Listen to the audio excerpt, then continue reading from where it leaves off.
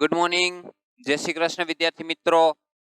આપણે છેલ્લે ધોરણ 9 સામાજિક વિજ્ઞાનમાં ચેપ્ટર 9 અને એમાં જે આપણા મૂળભૂત હક છે એમાં સમાનતા, સ્વતંત્રતા અને શોષણ વિરુદ્ધના હક વિશે માહિતી મેળવી ગયા. વિદ્યાર્થી મિત્રો, ત્યાર પછીના અન્ય 3 હક જે છે એના વિશે જો વિસ્તૃતમાં ચર્ચા કરીએ તો ચોથો હક છે ધાર્મિક સ્વતંત્રતાનો હક. એટલે કે ધર્મની બાબતમાં પણ આપણે ત્યાં ભારતના નાગરિકોને અમુક પ્રકારની સ્વતંત્રતાઓ પ્રાપ્ત થયેલી છે.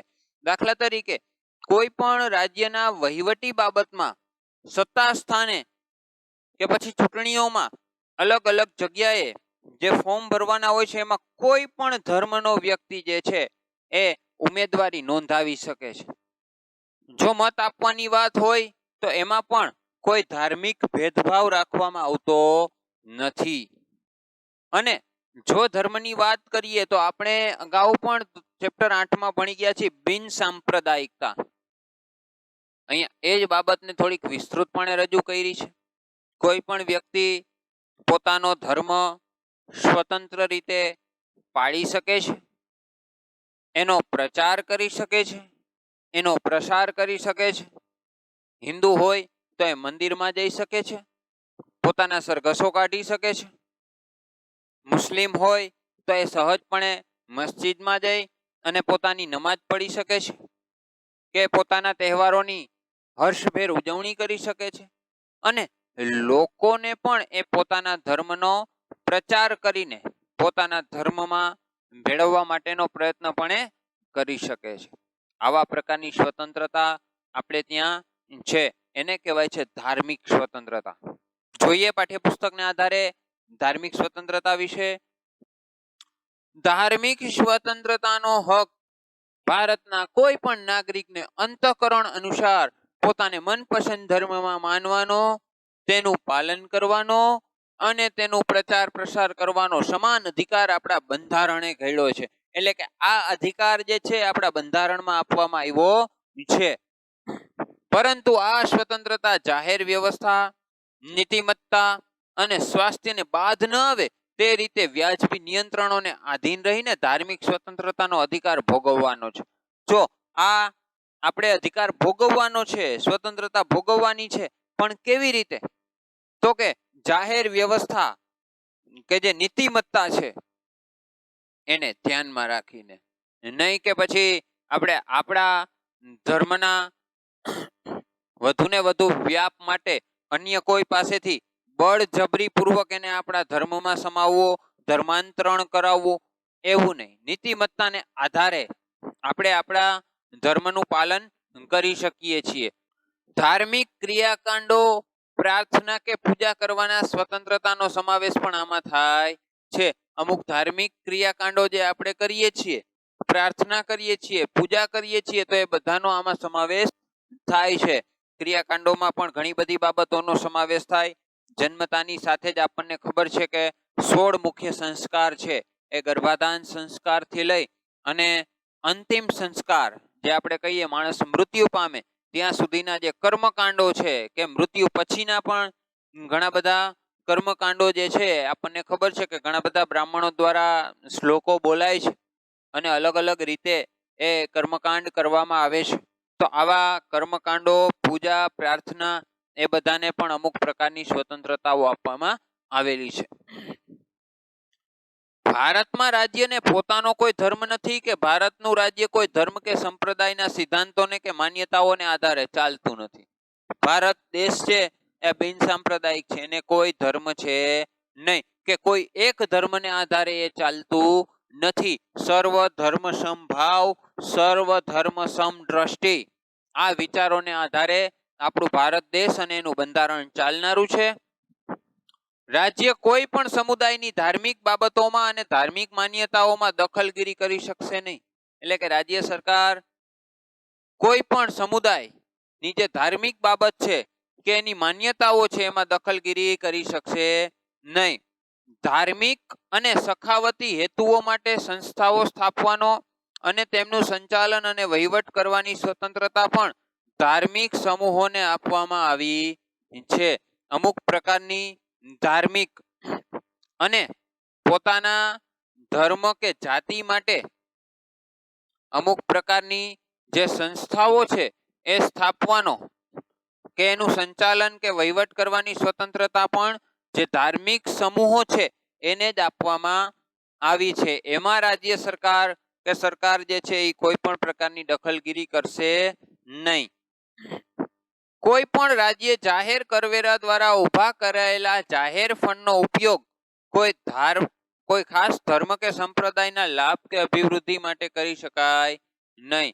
એટલે કે જે જાહેર કરવેરા ઉઘરાવવામાં આવ્યા છે એમાં કોઈ એક ધર્મ કે જાતિ પાછળ એનો ઉપયોગ થાય એવું જોવા મળતું નથી. એનો ઉપયોગ જે છે ધર્મ કે સંપ્રદાયના લાભ માટે નહીં, પરંતુ લોકો માટે, પાયાગત સુવિધાઓ માટે જેનો ઉપયોગ થાય છે. સરકારી ગ્રાન્ટમાંથી ચલાવાતી કોઈ પણ શૈક્ષણિક સંસ્થામાં ધાર્મિક શિક્ષણ આપી શકાશે નહીં કે ધાર્મિક શિક્ષણમાં ભાગ લેવાની કે ધાર્મિક ઉપાસનામાં હાજર રહેવાની ફરજ પાડી શકાશે નહીં. જે સરકારમાંથી ગ્રાન્ટ લેતી સંસ્થાઓ છે તો એવી સંસ્થાઓ સરકારમાંથી જે ગ્રાન્ટ લે છે અહીંયા માત્ર ને માત્ર પોતાના જ ધર્મ પૂરતો શિક્ષણ આપવું કે પછી અમુક પ્રકારની પ્રાર્થના કે ઉપાસનામાં હાજર રહેવું એવી કોઈ ફરજ પાડી શકાતી નથી. હા, પોતાની સરકારની ગ્રાન્ટ લીધા વગરની જો કોઈ શાળાઓ હોય તો એમાં એ અમુક પ્રકારે પોતાના વિચારો જે છે દાખલ કરી શકે છે, પણ શિક્ષણની સાથે. તો એવી બાબતો અહીંયા રજૂ થઈ છે કે ધાર્મિક શિક્ષણમાં ભાગ લેવાની કે ઉપાસનામાં હાજર રહેવાની ફરજ પાડી શકે નહીં. તો આ વાત થઈ ધાર્મિક સ્વતંત્રતાના હકની. વિદ્યાર્થી મિત્રો, ધર્મની બાબત હોય આમ તો સહજ રીતે આપણે કહી શકીએ કે સૌથી મોટો જો કોઈ ધર્મ હોય તો એ માનવતા છે. માત્ર ને માત્ર માનવતા. પણ છતાંય એક વિકાસ માટે, એક પોતાનું એકાગ્ર ચિત્ત માટે ઘણી બધી વખત અલગ અલગ પ્રકારના જે ધર્મ છે પેઢીગત પેઢી વંશજો દ્વારા જે અપનાવાતા આવ્યા છે એમાં પણ અત્યારે ક્યાંક ને ક્યાંક પરિવર્તન થતું જોવા મળે છે. તો આવી બાબતોમાં રાજ્ય જે છે ક્યારેય કોઈ માન્યતાઓને આધારે દખલગીરી કરી શકતું નથી. તો આ વાત થઈ ધાર્મિક સ્વતંત્રતાના હકની. ત્યાર પછી છે સાંસ્કૃતિક અને શૈક્ષણિક હક. એટલે કે જે તે સમૂહ છે, જે તે સમાજ છે એ પોતાની સંસ્કૃતિનું જતન કરી શકે કે અમુક શૈક્ષણિક હકો જે છે સીધા જ પ્રાપ્ત થયા છે એના વિશે પણ પાઠ્યપુસ્તકમાં થોડીક માહિતી આપી છે. એ પણ જોઈએ પાઠ્યપુસ્તકને આધારે. સાંસ્કૃતિક અને શૈક્ષણિક હકો. ભારતમાં વિવિધ ધર્મ, વિવિધ ભાષા અને સંસ્કૃતિ ધરાવતા લોકો રહે છે. એટલે કે આપણા ભારતમાં અલગ અલગ પ્રકારના ધર્મ, અલગ અલગ પ્રકારના સંસ્કૃતિ ધરાવતા લોકો કે પછી ભાષાઓ ધરાવતા લોકો રહે છે. તો હવે એ બધા જ લોકોની સંસ્કૃતિ સહજ રૂપે અલગ હોય જોઈએ. ભારતના પ્રદેશોમાં રહેતા લોકોની પોતાની આગવી ભાષા, લિપિ, સંસ્કૃતિની ઓળખ અને તેના આધારે રચાયેલા વર્ગ સમૂહોને જાળવી રાખવાનો અધિકાર છે. કોઈ પણ શૈક્ષણિક સંસ્થાઓ કે જે રાજ્યની ગ્રાન્ટ પર નિર્ભર હોય તેમાં ધર્મ, જાતિ, જ્ઞાતિ, ભાષા કે તેવા કોઈ એક કારણસર કોઈ નાગરિકને પ્રવેશ આપવાનો ઇનકાર કરી શકાશે નહીં. જે સરકારી ગ્રાન્ટ માંથી આર્થિક સહાય મેળવતી હોય એમાં કોઈ પણ વ્યક્તિને ભાષા, જાતિ, ધર્મ, જ્ઞાતિને આધારે પ્રવેશ લેવાનો ઇનકાર કરી શકાતો નથી. જો કોઈ ઉમેદવાર ચૂંટણીમાં ધર્મ કે જાતિ કે ભાષાના ધોરણે પોતાનો મત આપવાની અપીલ કરે તો તે લોક પ્રતિનિધિત્વ ધારાની કલમ હેઠળ 123 નો ત્રીજો ભાગ અનુચ્છેદ 123(3) હેઠળ ગેરરીતિ ગણાય છે. જો કોઈ પણ વ્યક્તિ ચૂંટણીમાં ઊભો હોય અને પોતાની જાતિ કે જ્ઞાતિ આધારિત મત માંગવાનો પ્રયત્ન કરે તો એના વિરુદ્ધ કલમ નંબર 123 હેઠળ એ ગેરરીતિ ગણાય છે અને એના વિરુદ્ધ ગુનો પણ દાખલ કરી શકાય છે. કોઈ પણ રાજ્ય કોઈ કાયદો ઘડીને નાગરિકો કે તેના કોઈ વિભાગ પર કોઈ સંસ્કૃતિ કે કોઈ ભાષાના પાયા પર રચાયેલી તમામ લઘુમતીઓને તેમની પસંદગીની શૈક્ષણિક સંસ્થાઓની સ્થાપના અને વહીવટ કરવાનો અધિકાર આપશે. એટલે કે કોઈ પણ રાજ્ય છે કાયદો ઘડીને જે તે કોઈ સંસ્કૃતિ છે, કોઈ ધર્મ, જાતિ કે જ્ઞાતિ છે એને પોતાના જે સંસ્કૃતિ છે કે ભાષા છે એના વિકાસ માટે તેની સ્થાપના કરવા માટે સંસ્થા સ્થાપવા કે વહીવટ કરવાનો અધિકાર પણ રાજ્ય સરકાર આપે છે. રાજ્ય પણ કોઈ ધર્મ કે ભાષા પર રચાયેલી લઘુમતી સંસ્થાઓને રાજ્ય નિધિમાંથી અપાતી શૈક્ષણિક સહાય કે શૈક્ષણિક શિષ્યવૃત્તિઓ જેવા લાભોમાં માત્ર એ કારણોસર ભેદભાવ કરશે નહીં. એટલે જેમ અન્ય સંસ્થાઓમાં શિષ્યવૃત્તિ આપવામાં આવે છે બાળકોને, તો રાજ્ય છે એ આવી કોઈ સંસ્કૃતિ કે ભાષાને આધારે સ્થપાયેલી સંસ્થા છે એમાં પણ રાજ્ય છે એ કોઈ પણ પ્રકારનો ભેદભાવ રાખશે નહીં. આવી લઘુમતી સંસ્થાઓની મિલકતનું ફરજિયાત સંપાદન કે પોતાના હસ્તક લેવા ઈચ્છે તો રાજ્ય જરૂરી વળતર આપીને જ કરી શકે છે. જો રાજ્ય સરકારને આવી કોઈ શૈક્ષણિક સંસ્થાઓ જે છે એનું સંપાદન એ રાજ્ય સરકારમાં એને ફેરવવી હોય મિલકતમાં, તો રાજ્ય સરકાર એને અમુક જરૂરી નક્કી કરેલી મૂડી કે મિલકત જે છે આપી અને એના બદલામાં જે લઈ શકે છે. અહીંયા રાજ્ય સરકાર પોતાની ઈચ્છા મુજબ વળતર આપ્યા વિના એને લઈ શકતી નથી. આમ શૈક્ષણિક સંસ્થાઓના સંદર્ભે મહત્વપૂર્ણ જોગવાઈઓ બંધારણમાં કરવામાં આવી છે. એટલે કે શૈક્ષણિક જે સંસ્થાઓ છે એ માટે પણ મહત્વની જોગવાઈઓ આપણા બંધારણમાં કરવામાં આવી છે. અહીંયા આપણે સાંસ્કૃતિક અને શૈક્ષણિક હક વિશેની વાત કરી. ખૂબ જ મહત્વપૂર્ણ બાબત આ પણ છે કે અહીંયા કોઈ પણ વ્યક્તિ પોતાના ધર્મને આધારે, જ્ઞાતિ જાતિને આધારે પણ પોતે મત માગી શકતા નથી. અને જો એવું કોઈ માગે તો 123(3) મુજબ, ધારા મુજબ, કલમ મુજબ એના વિરુદ્ધ આપણે ગુનો દાખલ કરી શકીએ છીએ.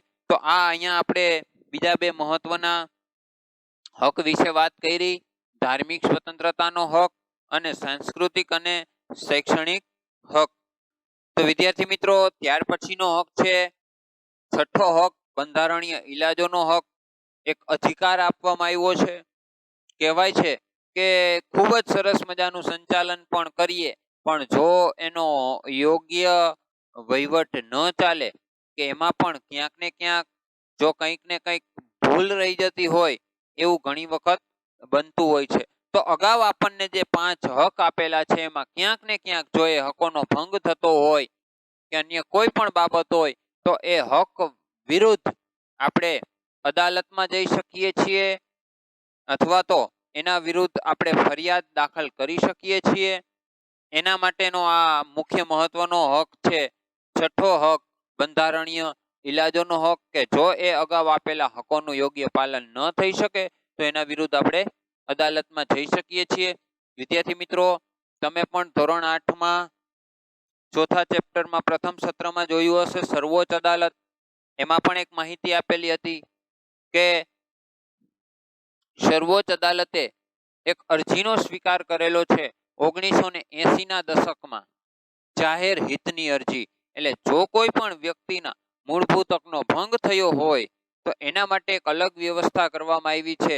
એ મૂળભૂત હકના ભંગ બદલ વ્યક્તિ છે સીધો સર્વોચ્ચ અદાલતમાં જઈ શકે છે. અન્ય કોઈ બાબત હોય તો આપણે જે તે પ્રાદેશિક અદાલતો છે, દાખલા તરીકે તાલુકા અદાલત છે, જિલ્લા અદાલત છે, એ જગ્યાએ ક્રમ અનુસાર આપણે જવાનું હોય છે કે રીટ દાખલ કરી શકીએ. પણ જો કોઈ પણ વ્યક્તિના મૂળભૂત હકનો ભંગ થયો હોય તો વિદ્યાર્થી મિત્રો આપણે ડાયરેક્ટ સીધા જ સર્વોચ્ચ અદાલતમાં એની રીટ કરી શકીએ છીએ, એ દાખલ કરી શકીએ છીએ. તો આ વાત છે બંધારણીય ઈલાજોના અધિકાર વિશેની. જોઈએ પાઠ્યપુસ્તકને આધારે એના વિશે પણ. બંધારણીય ઈલાજોનો હક, ગમે તેટલા સારા કાયદાઓ ઘડવામાં આવે, મૂળભૂત હકોની જોગવાઈ કરવામાં આવે, પણ જો તેનો અમલ યોગ્ય રીતે ન થાય તો આવી સ્વતંત્રતા કે અધિકારનો કોઈ અર્થ સરતો નથી. એટલે કે ગમે એટલો પ્રયત્ન કરવામાં આવે પણ જો એનો ઉપયોગ યોગ્ય ન થાય તો એનો કોઈ અર્થ રહેતો નથી. તેથી આ હકનો અમલ માટે બંધારણમાં જોગવાઈ કરવામાં આવી છે, જે અનુસાર મૂળભૂત હકના ભંગ બદલ સીધા જ સર્વોચ્ચ અદાલત કે વડી અદાલતમાં જઈ અને દાદ એટલે કે ન્યાય માંગવાના અધિકારને પણ મૂળભૂત હક તરીકે સ્વીકારવામાં આવ્યો છે. જો ક્યાંય કોઈ વ્યક્તિના મૂળભૂત હકનો ભંગ થતો હોય તો એ સીધા જ સર્વોચ્ચ અદાલત કે પછી જે તે રાજ્યની વડી અદાલતમાં જઈ અને પોતે ન્યાય કે હક માંગી શકે છે. એવી આ એક વ્યવસ્થા એટલે બંધારણીય ઇલાજોનો હક. સર્વોચ્ચ અદાલત મૂળભૂત હકોના રક્ષણની અગત્યની ભૂમિકા ભજવે છે. આ અંગે અદાલત જરૂરી લાગે તે પ્રકારના યોગ્ય આદેશ, સૂચના કે આજ્ઞાપત્ર કે હુકમનામા કાઢવાની વિશાળ સત્તા તેને બંધારણમાં બક્ષવામાં આવી છે. એટલે કે માત્ર ને માત્ર વ્યક્તિને જ નહીં પણ સાથે સાથે સર્વોચ્ચ અદાલતને પણ અમુક પ્રકારની સત્તા આપવામાં આવી છે, જે તમે એ સમયે પણ ભણી ગયા હશો અને હજી ન્યાયતંત્ર ચેપ્ટર આવશે ત્યારે પણ આપણે એના વિશે વિસ્તૃત વાત કરીશું. જેમ કે સર્વોચ્ચ અદાલત છે એને જો એવું લાગે કે જે તે વ્યક્તિએ કાયદો ઘડ્યો છે, સરકાર દ્વારા જે કાયદો ઘડ્યો છે એમાં કોઈ વ્યક્તિના મૂળભૂત હકનો ભંગ થાય છે, તો સર્વોચ્ચ અદાલત જે તે સત્તાધારી પક્ષ કે શાસક પક્ષ છે એના વિરુદ્ધ અમુક પ્રકારના જે ખરડાઓ છે એને ન્યા રદબાતલ કરી શકે છે. એ કાયદાને પસાર થવા દેતું નથી. જે અંગે કોઈ વાંધો લઈ શકતું નથી, મૂળભૂત અધિકારોનો ભંગ થયાની કોઈ રાજ્યની ફરિયાદ કરવામાં આવે તો તેનો યોગ્ય ઉપાય કરવાનું સર્વોચ્ચ અદાલત માટે જરૂરી છે. જો ક્યાંય એવું થાય કે અહીંયા મૂળભૂત અધિકારનો ભંગ થયો છે તો એ બાબતનો નિર્ણય લેવાનું કામ જે છે સર્વોચ્ચ અદાલતનું પહેલું છે. પહેલું કામ એને એ કરવું પડે છે. અહીંયા એને પહેલા ધ્યાન આપવું પડે છે. ડોક્ટર બાબા સાહેબ આંબેડકરે તો આ હકને બંધારણના આત્મા સમાન કહ્યો છે. એટલે કે બાબા સાહેબ આંબેડકરે આ હકને બંધારણનો આત્મા કહ્યો છે. સંસદ કાયદા દ્વારા આવા હુકમો બહાર પાડવાની સત્તા અન્ય કોઈ અદાલતને સુપરત કરી શકે છે. સંસદ જે છે એ કોઈ કાયદો ઘડે અને હુકમ બહાર પાડવાની સત્તા જે છે એ અન્ય કોઈ અદાલતને સુપરત કરી શકે છે. મૂળભૂત અધિકારનો ભંગ થતો હોય કે તે સાથે અસંગત હોય તેવો કાયદો ઘડતા રાજ્ય વિધાનસભાને સર્વોચ્ચ અદાલત અટકાવી શકે છે. જો આપણે હમણાં વાત કરી કે ભાઈ હક સાથે અસંગત હોય કે જ્યાં હકનો ભંગ થતો હોય તો એવી બાબત છે એને સર્વોચ્ચ અદાલત છે એ કોઈ પણ રાજ્યની વિધાનસભા હોય કે સંસદ હોય એવા ખરડાઓને કાયદા બનાવતા એ રોકી શકે છે.